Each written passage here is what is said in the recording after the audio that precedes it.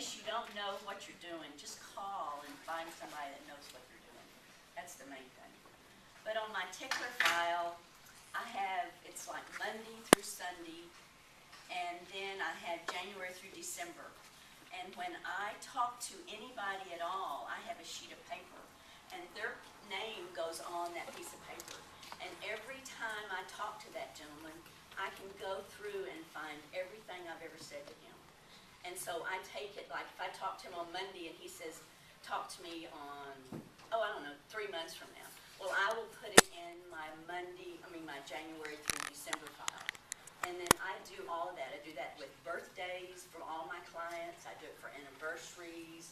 I do all of that. So mostly that's how I think I get most of my business, is by following up. But another thing that I do is I work 8 a.m. to 10 p.m., which I shouldn't be doing anymore, they say, with Nextage, but I do that still. So I'm waiting to be transferred to that new person. Another idea that I have is my father, I want to give y'all kind of a saying that my father gave me. He was in the propane business, and he always told me to go and do an advertising piece for him. So I decided I would lay it all out and make sure it was all nice. And I took it to him, and he goes, "Oh my goodness, common sense would tell you not to do it that way." And I was like, "Oh my goodness, Dad, I wasn't born with that kind of common sense." So you really, in real estate, you're not really born with common sense. You really have to work at it. So just work at it and you'll get it done. It's nice. I enjoy it. Thank you. Abby Roses? Let's see. I got my license in the thick of the frenzy. So I learned about real estate in a completely false environment, and I joined one of the top producers in Prescott. I'm in a little town of Prescott, Arizona, and this guy was tearing it up, doing 15, 20 million a year. The first day I started with him, he was called to the hospital to be with his son, and so I just had to fly by the seat of my pants, and he said, "Just handle my business." and so I did. I just sort of stepped in and wung it. And so that's how I learned. No mentoring program, just sort of, how to be resourceful and power through, which I guess in hindsight was a great way to learn, but back then it was so easy. I felt like I was working in a deli just taking orders. It's like, you want to see it? Forget it. No, you write a contract, sight unseen, we want cash. That's what it was like. Well, and it was so much fun. It was just so much fun. Well, of course, it's nothing like that now. And luckily, along the way, I did have to learn, kind of more serious realtor skills. And my background was, I was an archaeologist for many years, traveled internationally for 9 years. Then I transitioned into community development work, and then working for a big developer. So I feel like real estate kind of marshals all of those skills. And I also had an ad agency for a while. So I'm a big lister. That's my favorite part of my job is writing about my properties and making sure that I present them well. And I believe in hiring my weaknesses. I am a paper tornado, so I have a fantastic assistant who, keeps all of that stuff flowing. And I was with Windermere, which is a really neat kind of boutique agency, big in Washington and Oregon. And one of my friends who I worked with there had moved over to Nextage. She was friends with our two regional directors for many years, and she said, "Just come over and take a look." And it took me 6 months to make the leap, but I love it, and I feel like the model, it just plays to my strengths. I'm not an organization person at all, but I know everybody in town, and I have a great sphere, and most of my business is referral, and so it seems to be working well, and I have a great team that's been building like crazy and just keeps on giving, and so it's turned out to be a really fantastic move for me. Thank you, Abby. I told you we were blessed, were we not? So before we get into the real estate side, let's get into the real reason why everything's studying here, okay? So ladies, if you would please share with us your big why. What's it all about? What's the big picture and the big why? And we have to go in sequence, but whoever wants to share, and as you do, please stand and share. They said me go, so I'll go, because I totally know my why. I have several of them. And we just did a team meeting about this, and really starting with your why. And we are in this business, and this business is a vehicle for us to get to our why. That's what I always feel. Now, I am one of those weirdos, and many of us probably in this room are weirdos, because we love real estate, right? It's just, I get excited talking about it, I get all animated. So I do love what I'm doing, but it's not my why. I have several passions. My family, my sister and little baby niece are a big why for me, and they've had a lot of struggles these past couple of years, and I needed to be there for them. And I'm here doing this in real estate and building my business to the next stage because I want to be there for her and my baby 3-year-old niece. I also am working on the one thing a lot of people don't know about me yet is I'm working on an invention. It's a renewable energy invention, and we're bootstrapping it. And I need cash, and I've been cash poor for 3 years, so my invention hasn't moved along. So this is a vehicle for that why for me. And ultimately, and I loved what Don talked about yesterday, and a lot of how I operate is what he taught us yesterday. Anybody who was in his keynote speaker address. A big why for me is to get to that place where I can give back and not be giving and taking my oxygen mask off and suffering, because I want to give. And I think a lot of people in here probably really want to give, but if you give too soon and you're not really able to, then you end up struggling and then you're not helping people. So I want to get to that place where my oxygen mask is secure, it's on there tight, and I can give freely.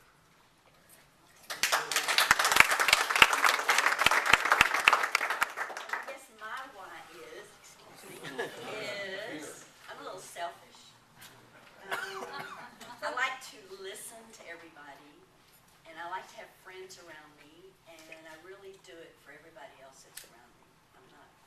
So I listen to their needs, and I just kind of go, and that's why I do it, I guess.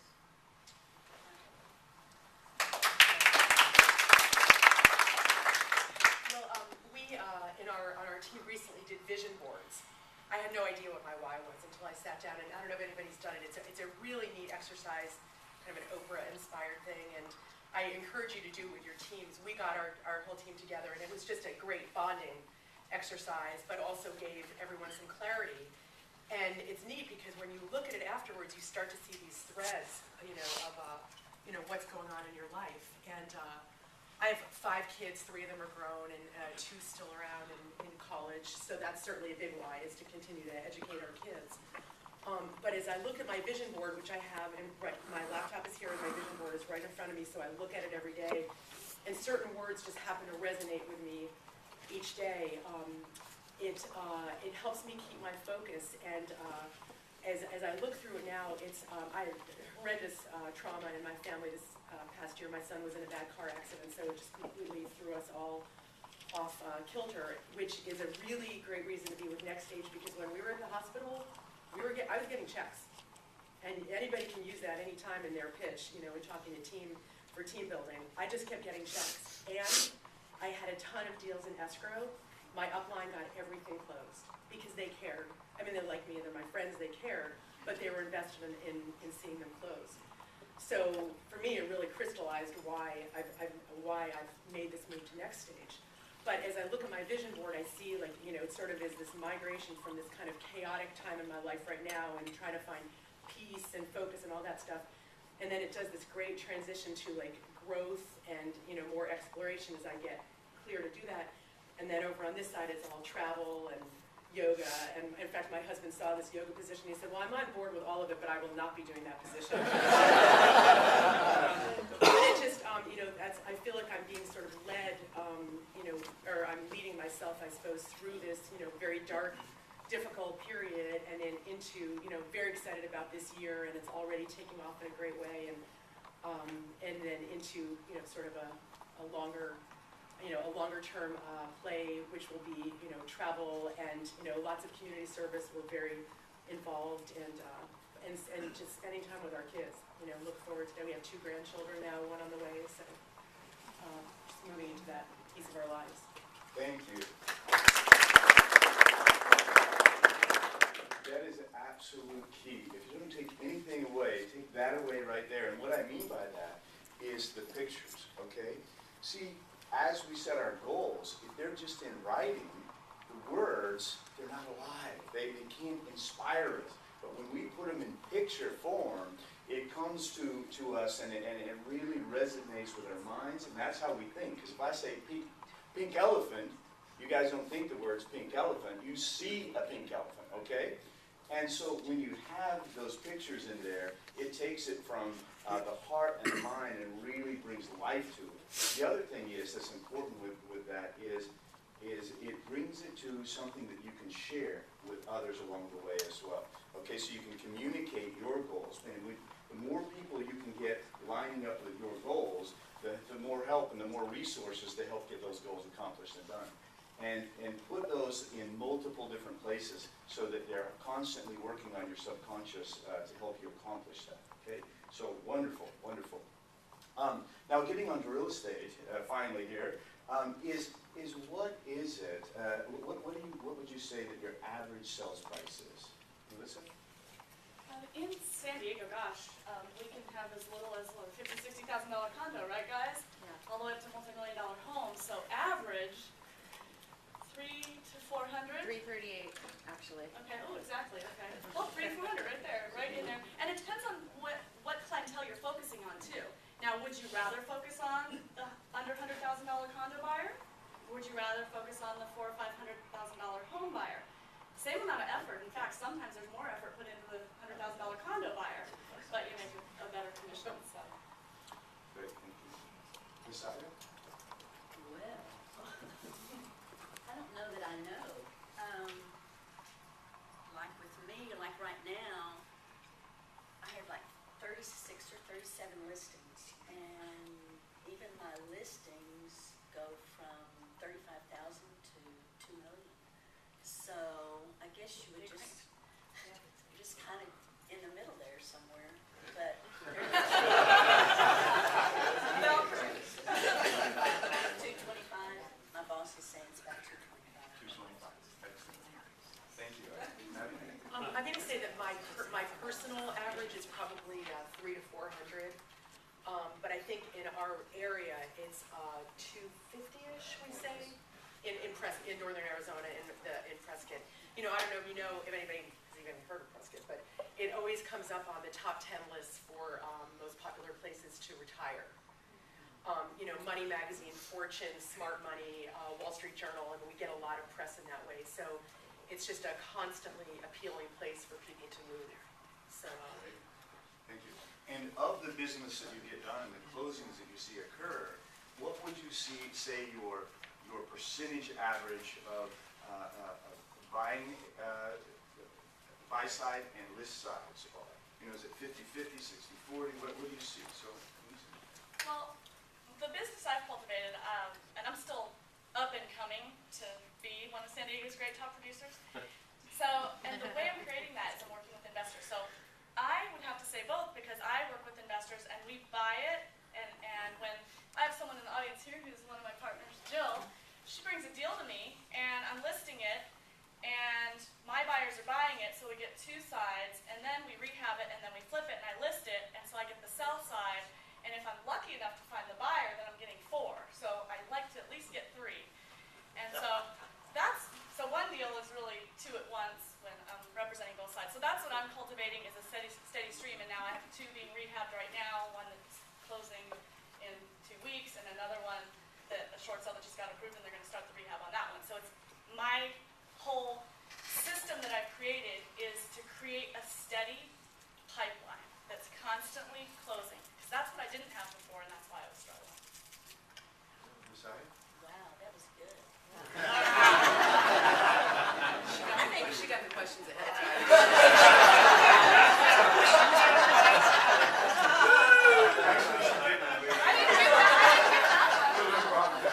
Oh, I have to do what she's doing. I guess mine is mostly, what? I love to be a listing agent.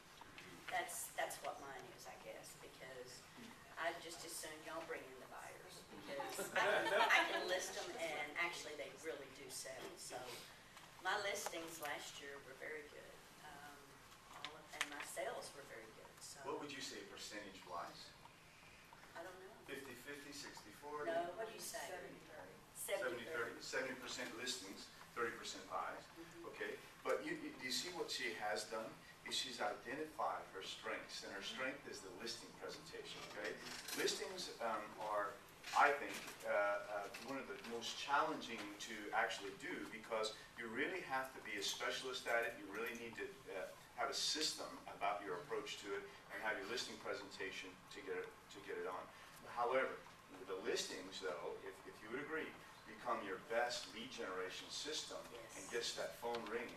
And then you can bring on buyer's agents if you get too many of them to help with that. Well, I've gotten, when they call in, people will just call in about one of my listings. And if it's not the one that they want, then I naturally take them other places. So to me, that's the way to generate. Great, thank you, Ed. Ms. Evans? Oh boy, percentage-wise, I'm gonna say probably about 70/30, mostly listing. And what I do as well is, I do a lot of dual agency and work with investors and do a lot of flips. Actually, the year before last, I closed 40 short sales. So I had a lot of those and had a lot of both sides in several of those. And Abby, real quick, did you use a negotiator or did you do them yourself? After I did two myself. And I have to say, I think I was pretty good at it, but life is way too short to spend my life on the phone with B&A, and it's also a lot more streamlined now, but we actually have a little short sale unit in our office, and we have somebody who lives to be on the phone with B&A. It's her favorite thing to do. And so we just bring them in and get them under contract, and she takes over. You notice what she did? She outsourced everything but the genius. You see that? She outsources all that day-to-day grind stuff, and she's focusing on those main things that get her the dollar productive activity. I do not make my money being on the phone with the banks. That just doesn't work for me at all. So anyhow, and like you, I get so many leads off of signs. People around, for some reason around where we live, that people spend a lot of time driving around and exploring, so I get tons of sign calls. In fact, that's the one I got this morning, was a guy who saw my sign that just went up yesterday and wants to write an offer. So I get a lot of those, but one of the things that I'm loving about, again, this is just sort of a unique Nextage thing, is I get a lot of those calls, and on some of my lower end listings, I just feed them to my downline. I get a call on a $100,000 property out in some place that one of the newer agents could really go and cut her teeth on. Go for it, and I'm here to support you, but you go sell it. So that seems to be working, and I feel like obviously the mantra of working smarter, for me and what's happened to me in my life, understanding the value of my time and all that stuff, it's just made me a lot smarter about that. And I love working on listings. I love the marketing, and love figuring out the positioning and strategy and all that stuff. Excellent. Thank you, Abby. Patrick? Yes, sir. I know Patrick. Some of you may not know Patrick, where he comes from. Patrick was a multiple franchise owner, Keller Williams. He knows what he's doing, and that's the reason he's handling this so well. Patrick, why don't you fill the group in here a little bit? Well, thank you. I appreciate that.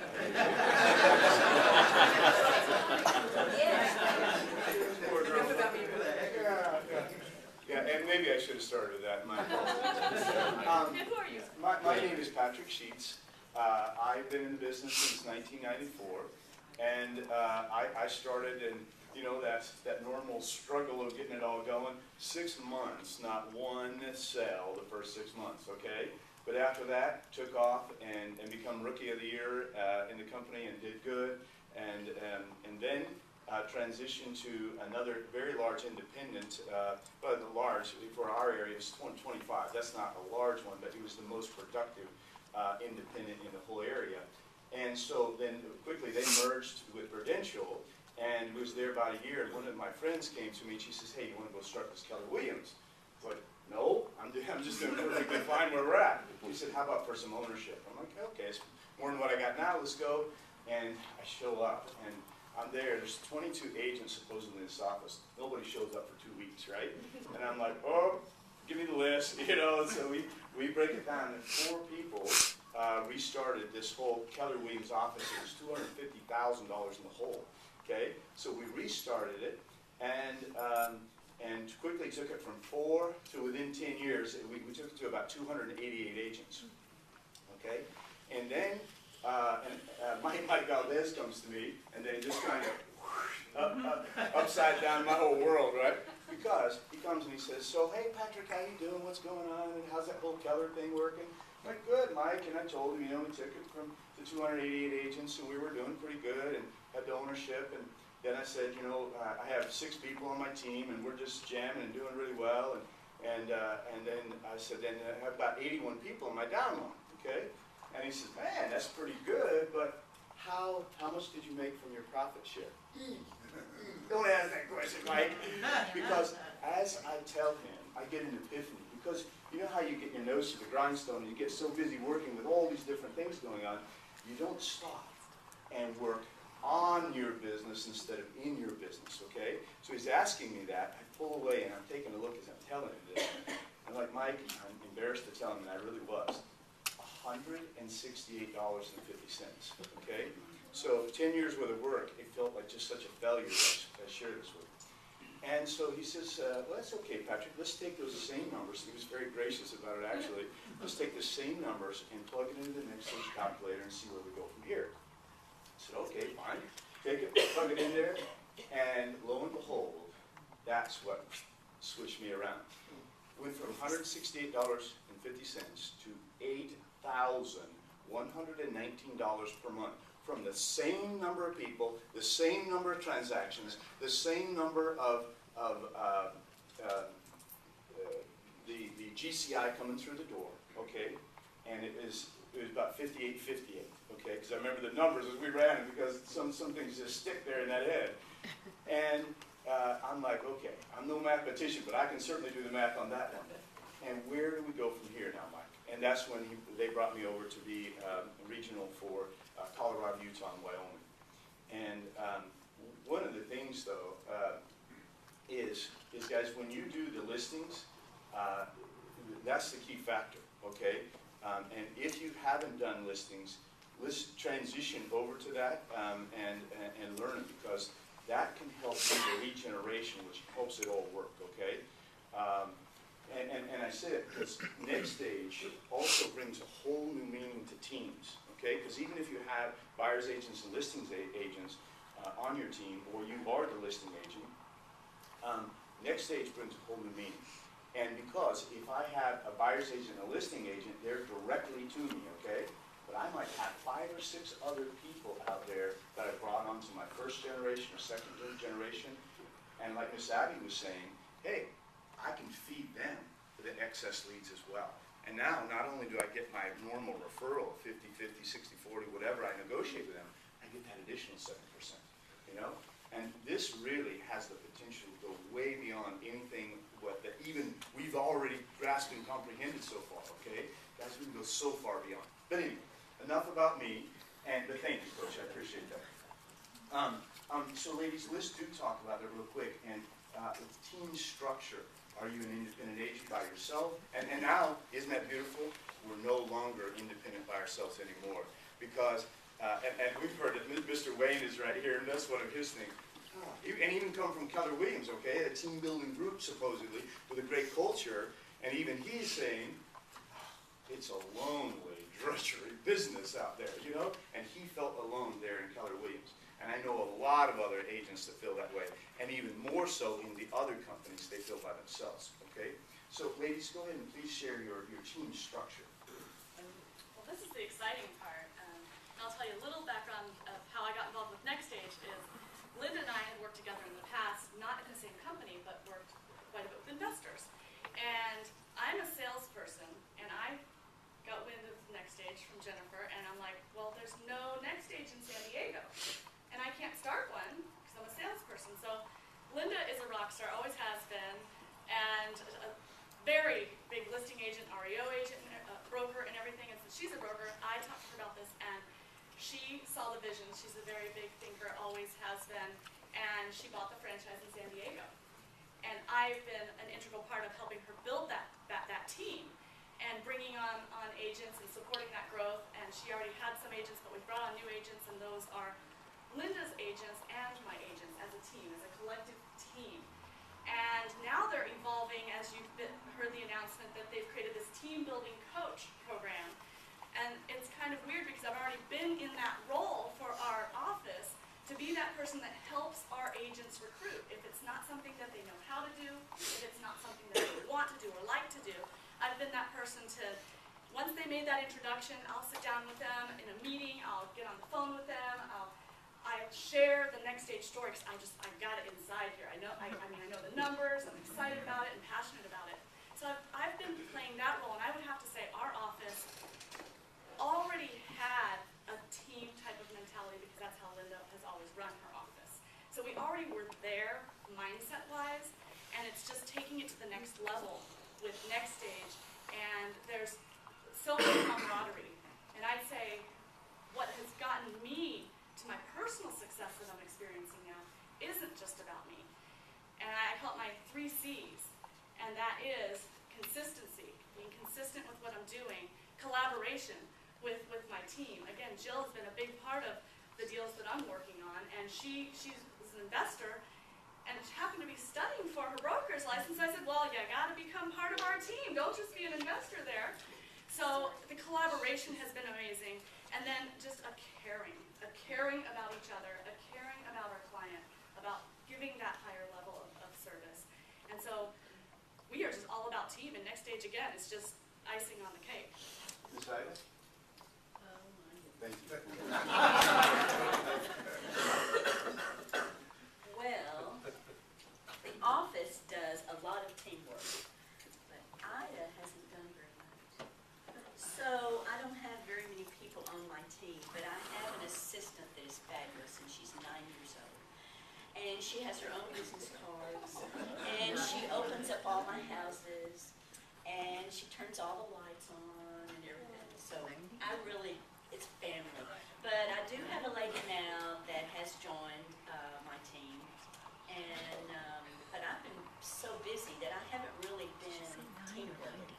But they've got me on it now. Your own personal team structure? Is it just you with your one agent? No, I have a lady, my daughter-in-law does all of my computers. Everything on the computer, because I know nothing about a computer except I can get my emails. So she does everything. She does, and so that's where my assistant comes from. She's My right. daughter-in-law.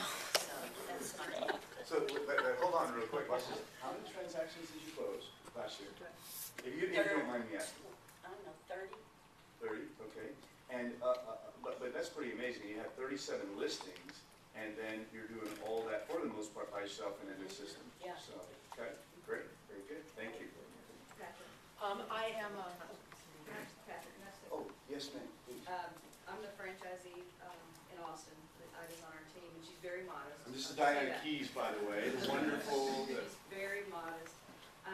Ida did, she was very busy last year, and I think that a lot of the top producers get in that mode where they just, what do you want me to do? You want me to produce, or do you want me to build my team? You know, tell me.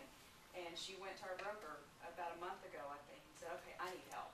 I need a buyer's agent because I can't work these buyers. I've got, I need help. And so it did take Ida till, a month ago, and we've been doing this since November of 2010, but it clicked with her. And she's not gonna admit it, but it clicked with her. I need help, I need a team that I can refer to. And so for her, it wasn't just so much about, let's just get bodies in here. I need somebody that's actually going to be a producing agent, somebody that I can refer to. So it took this long for it to click with her, but it's clicked, and I venture to say that when we get back from this conference, it's just gonna explode for her. Thank you, Ms. Diana, appreciate it. And guys, really, think about this. The business really is about lead generation, because if you don't have that lead, you can't get the business done, right? Okay, so you gotta have somebody to work with by yourself. Now, the more you get enough to where you can keep yourself busy, and then you pass it on to your buyer's agent or listing agent or whatever you prefer. Some people, I know some team managers that are really great, have big teams, they do a lot of business, and they do the buyers, because that's what they click with. And other ones do the listings, so it's what you click with, okay?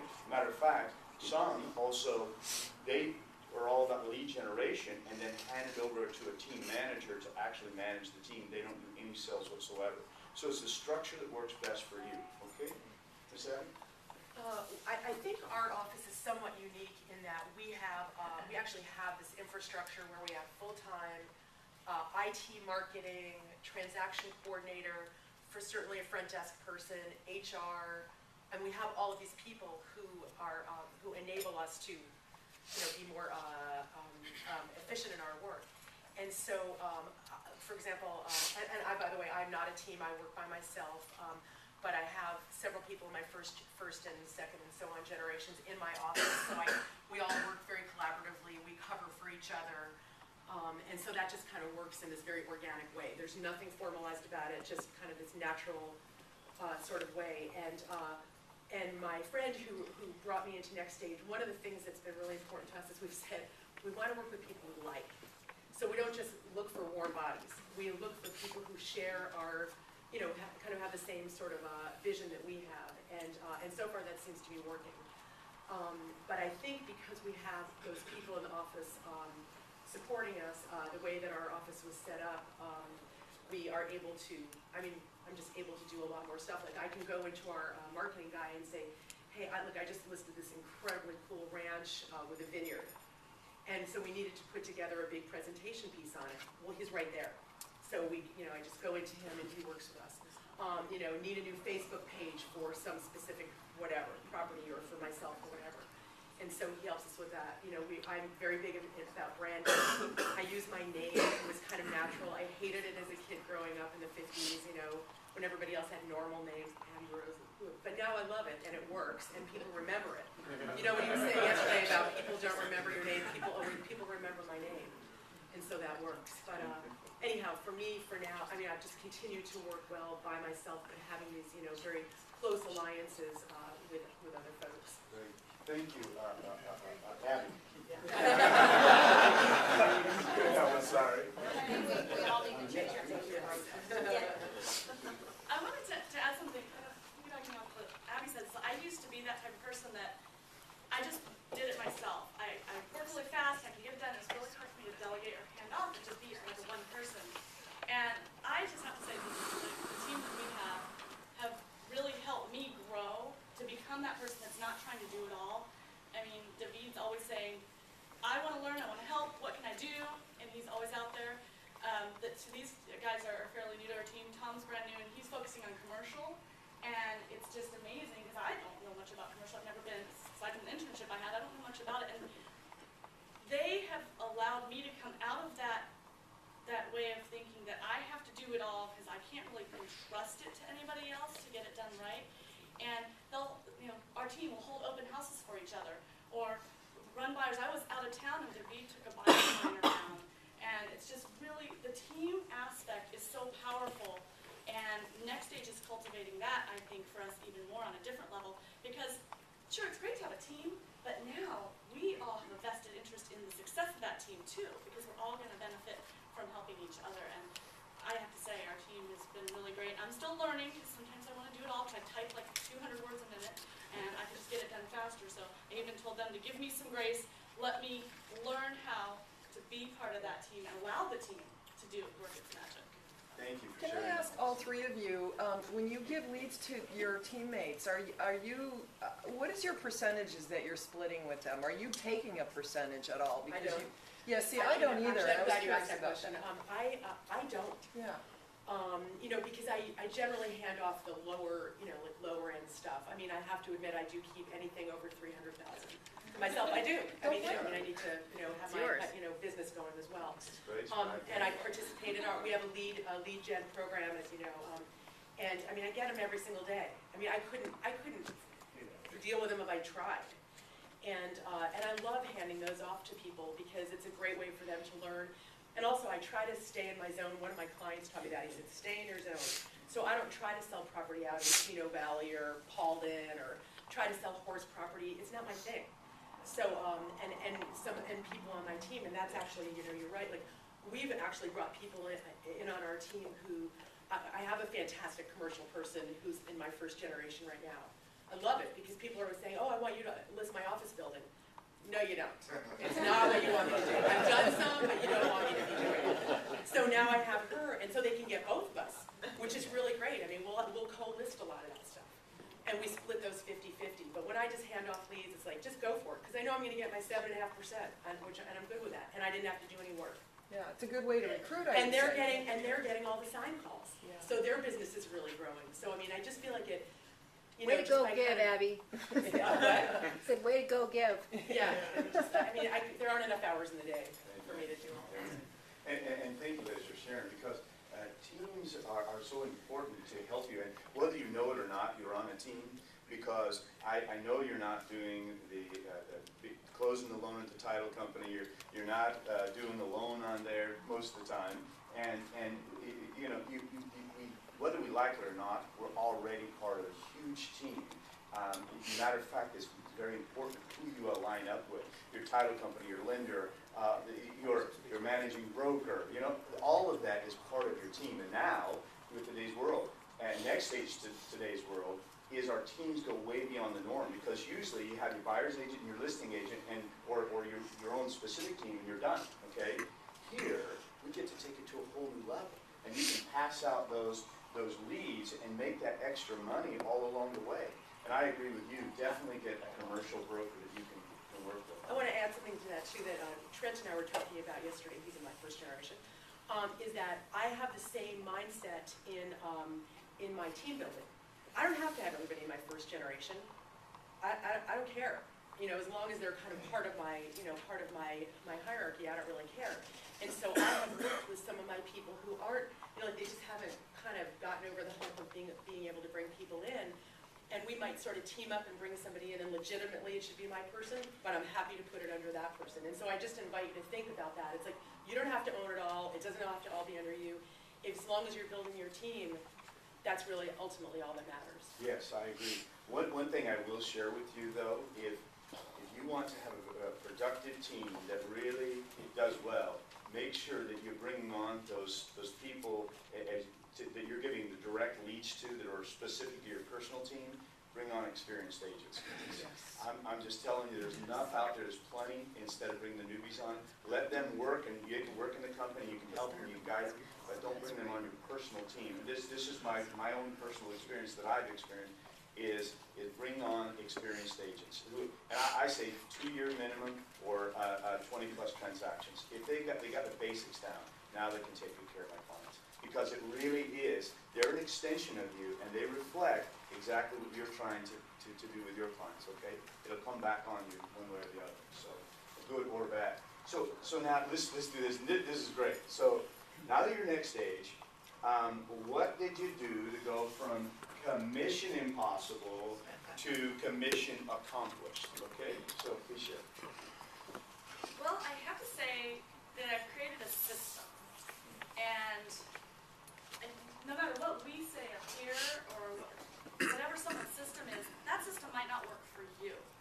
And what I would say is, you know, play on your strengths and work that system. And when I said my 3 C's, you know, consistency is really important, but along with consistency, as you're doing something consistently, is it working?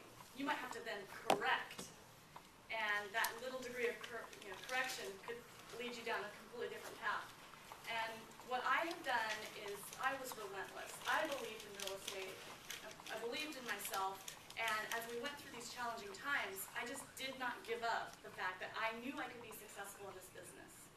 Enter Nextage, and that just, again, took it to another level to where I felt like, wow, now I have a system that I can plug my system into.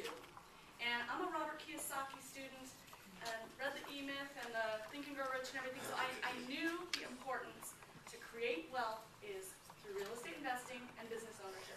Nextage gives us the chance to own a business. That's what we're doing here. We're building a business, and we're owning a business that's going to pay us continuously. So now, sure, I have a great system where I've created with my investors to have a steady pipeline of deals closing. And whether I get both ends, 3 ends, 4 ends, whatever, something's closing. Then we're building the Nextage business and having the ability to earn the sales bonuses from the team you're cultivating. So I say, you know, what I'm doing now is I have the system for my transactions closed, which is still exchanging time for money, right guys? That's still, I stop, there's 0, and then I have my Nextage business that I'm building, and I'm excited about the team. I mean, our momentum is just starting to explode, so watch San Diego.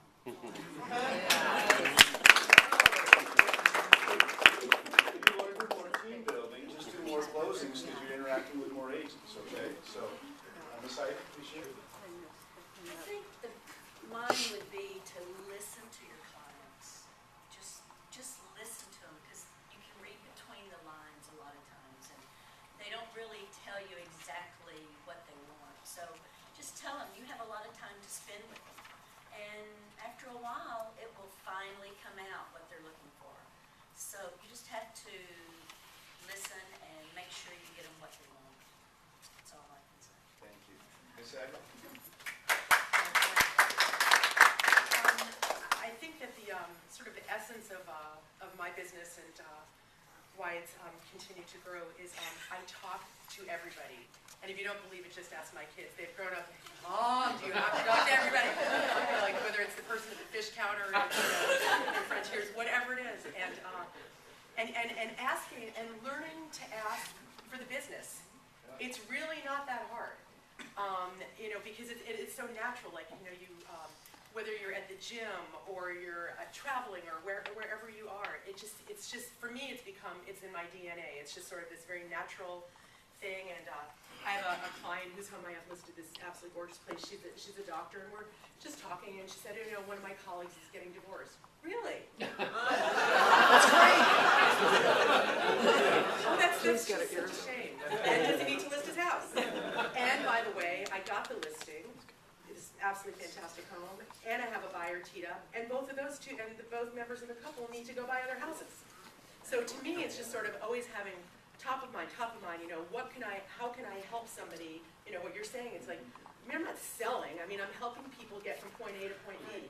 I just listed a place for this 83-year-old woman who needs to go and be with one of her adult children who's not well, and she had some agents, and the listing expired, and I called her because I still wanted to show it, and she said, you showed my house more than anybody, you should have a listing. And I already had a buyer, and it's just sort of that, learning to ask for it and not being afraid, because what's the worst that can happen? Somebody might say no. It doesn't happen very often. Right. Thanks, Agnew. I don't take no for that. Very briefly, unfortunately, because we're almost out of time, but share what your best lead generation is. So, My best lead generation is not doing cold calls. I would have to say my best one is networking. I get out there in the community and I network constantly with investor groups, the chamber, any type of meetup groups that are real estate related. And I'm also beefing up my internet marketing, which has been an ongoing process. And that's something that I'm definitely going to do. Somebody else is going to do that for me. But I know it's powerful. I know the internet's powerful. And our office has been creating that for a year now. thanks, Melissa. Ms. Agnew? My main one, I don't know, just referrals, huh? It's just referrals. Everything I do is a referral. I don't take a person out almost that I don't even know. So, Thank you. I would have to say my business has been the same. Certainly sign calls are huge. And one of the things that I learned over the years was when somebody calls you and says, I'm standing in front of your house on, park, blah, blah, blah, we'd really like to see it. I'm out the door, whether I'm in my running clothes or I've been just cleaning up my yard, whatever it is, I just go, and nobody ever cares. And so that's, that's certainly, that's the big, that's the big thing. And then my sphere. And a lot of that, I don't go to organizations anymore, I just don't, but I was actually in a hot yoga class the other night, and I was looking around the room. I sold a home to the woman who owns the studio. I'm in escrow with another woman in the class, and then 2 other people I've had closings with. So, and a lot of it is that we are in a small town, but even, when I lived in New York City, as I think I said, I still had my sphere. It was in the Upper West Side. That was my sphere. I knew my guy, the dry cleaners, the deli, and so no matter where you are, you can still have that sphere, and that's who you ask for business. And even when I go to my daughter's volleyball tournaments, I'll, be hanging out with a bunch of the parents, and even just saying something like, hey, you guys, I just heard that our sales are way up, we got the data, can I email it to you? How difficult is that? Have you guys taken the keys of their success? What is it? It boils down to one word that I can see in all 3 of them is relationship, okay? So, and really, guys, we've gotten onto this whole thing about internet leads, reaching the whole grand world. But at the end of the day, it boils down to one word, and that's relationship. They have to know you, like you, trust you, okay? And yes, the internet, and I'm not saying it's not necessary. It's necessary to help connect, to build that relationship, to get to know the person, but it boils down to that relationship. So, now, we're not quite done, even though we're out of time, but I have something very important to share. One is, now you know 3 incredible ladies to give you referrals to, okay? And you're, say again where you're from. San Diego, California. Austin, Texas. Prescott, Arizona. No, Okay. I'm really Central Texas. I'm all of Central. Texas.